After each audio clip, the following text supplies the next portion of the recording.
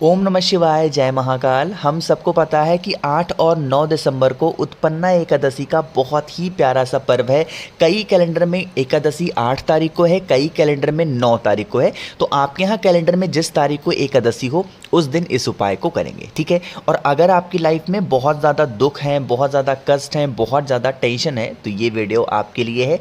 बस तुलसी माता की थोड़ी सी मिट्टी लेना है, छोटा सा उपाय करिएगा, जीवन के जितने दुख होंगे ना वो सारे खत्म होंगे, ठीक है। वीडियो को पूरा देखिएगा, बीच में छोड़िएगा नहीं, है ना। चलो कुछ पॉइंट की हम लोग बात करते हैं। इस एकादशी पे तुलसी माता के पास में कुछ उपाय किए जाते हैं। उन उपाय के पहले नियम समझ लो, ठीक है। सबसे पहला नियम तो ये होता है कि एकादशी के दिन माता तुलसी की हमें क्या करनी चाहिए, जल वगैरह समर्पित नहीं करनी चाहिए, ठीक है। क्यों? इसके पीछे एक रीज़न होता है। माता तुलसी हैं वो भगवान के लिए निर्जला व्रत रहती हैं एकादशी के दिन, इसीलिए माता तुलसी के पौधे में एकादशी के दिन कोई भी जल समर्पित नहीं करते।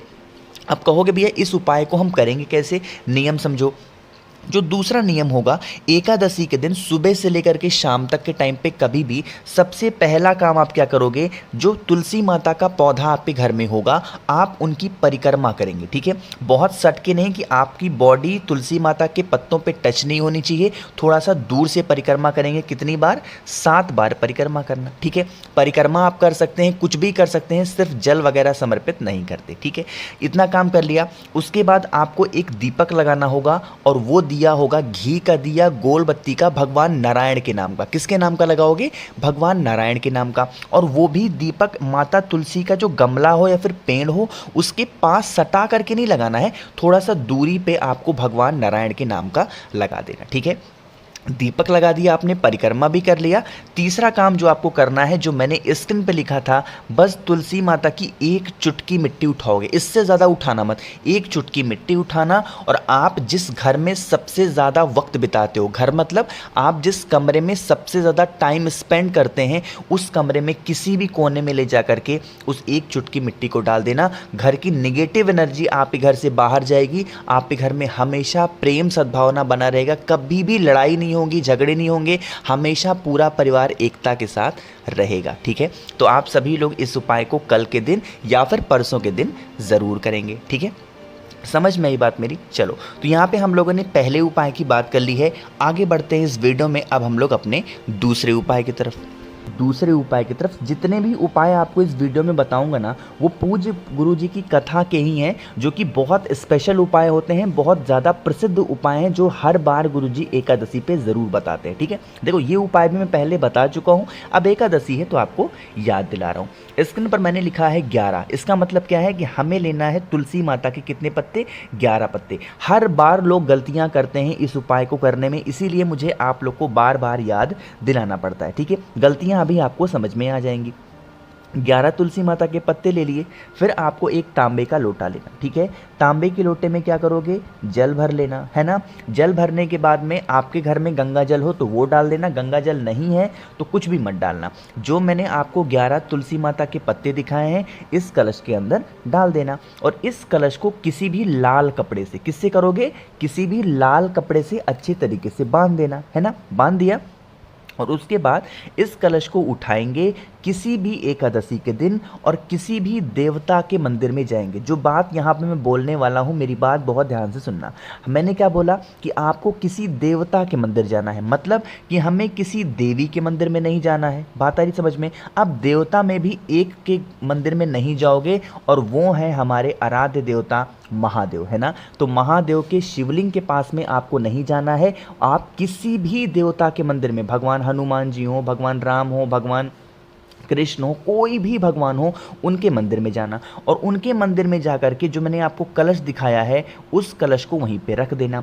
रख करके जीवन के जो कष्ट हों आपके, चाहे आपकी कोई मनोकामना हो अधूरी रह जा रही है, बहुत दिनों से परेशान हो, पूरी नहीं हो पा रही है, उस कामना को कहोगे। नौकरी नहीं लग रही है, नौकरी की कामना बोलोगे। मतलब कहने का है कोई भी कष्ट हो उस कष्ट को कहेंगे। और उसके बाद इस यहाँ पे इस कलश को उठाएंगे और लेके चले जाएंगे किसी भी पेड़ के नीचे। वो पेड़ कोई जरूरी नहीं कि बेल का पेड़ हो, पीपल का पेड़ हो, नीम का पेड़ हो, बरगद का पेड़ हो, नहीं, कोई भी हरा भरा पेड़ हो, ले करके जाएंगे।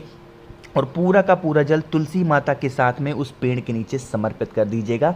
यह उपाय सिर्फ और सिर्फ एकादशी पे करते हैं, बट आपको ध्यान देना है महादेव के मंदिर में उस कलश को लेकर के नहीं जाना है, वरना फिर आपको दोष लगेगा। ना ही किसी देवी माता के मंदिर में जाना है। जिस मंदिर में देवता हो या फिर देवता की मूर्ति हो, उन देवता की मूर्ति के पास जाना और इस उपाय को करेंगे। ठीक है, समझ में आई बात मेरी ना? तो आप सभी लोग इस उपाय को ज़रूर करेंगे, है ना?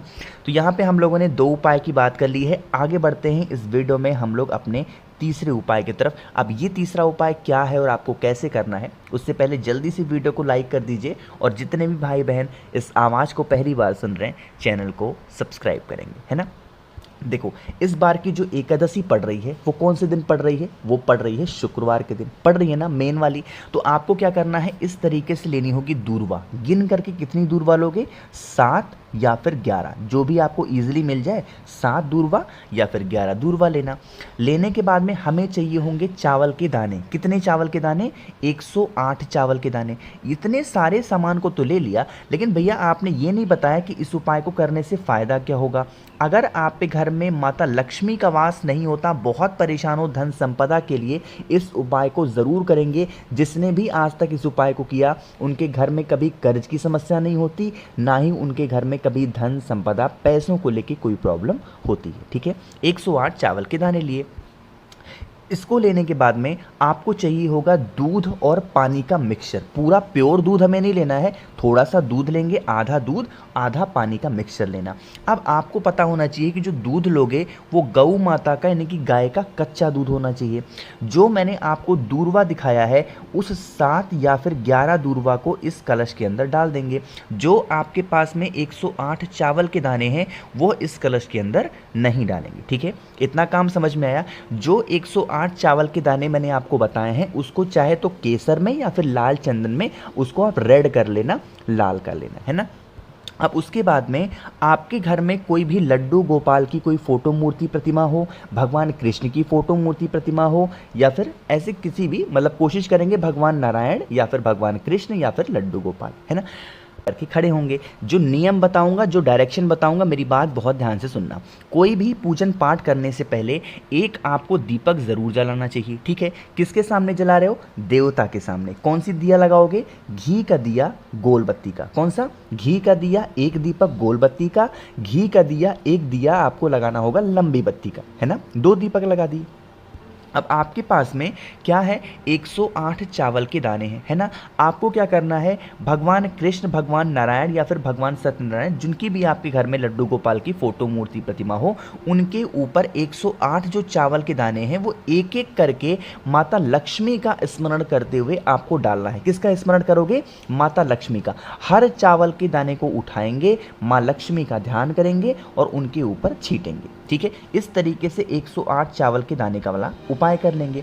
उसके बाद में जो आपके पास में दूध की कटोरी है, गिलास है, तांबे का, मतलब तांबे का नहीं, कोई भी पात्र है, उसमें जो आपने दूध और दूरवा रखा है, उस दूरवा से 7 बार आप इनका स्नान कराएंगे। किससे? भगवान लड्डू गोपाल का उसी दूरवा से 7 बार स्नान कराएंगे। ठीक है, स्नान कराने के बाद में उस दूरवा को उठाएंगे और किसी पेड़ वगैरह के नीचे डाल देंगे, और आपके घर में कभी भी धन को लेकर के कोई भी कमी नहीं होगी। बाद में अगले दिन उन जो 108 चावल के दाने आपने चढ़ाए थे उनको उठाएंगे और किसी चिड़ियों के लिए ले जा करके डाल देंगे, है ना? कभी भी आपके घर में धन को लेकर कोई प्रॉब्लम नहीं होगी।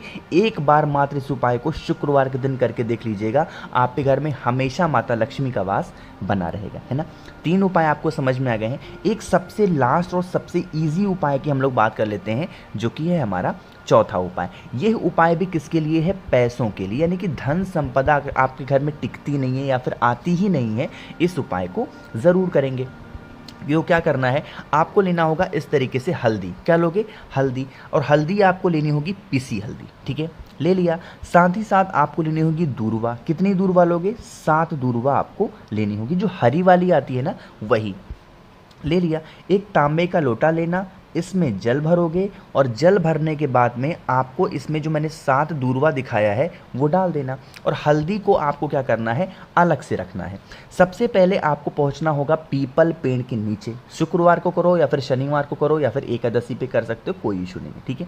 पहुंच गए, पहुंचने के बाद में आपको सबसे पहले जो आपके पास में हल्दी है उसकी 1 चुटकी आपको पीपल पेड़ की जड़ में समर्पित करनी है। समर्पित कर दिया, बाकी की जो आपके पास में कलश में दूध और पानी और दूर्वा है उसको आपको पिपलेश्वर महादेव के नाम से उसी हल्दी के ऊपर समर्पित कर देना है। बस ध्यान ये रखना है कि आपका जो फेस हो वो दक्षिण दिशा यानी कि साउथ डायरेक्शन नहीं होना चाहिए, बाकी किसी भी दिशा में आप कर सकते हैं। समझ में आई बात मेरी?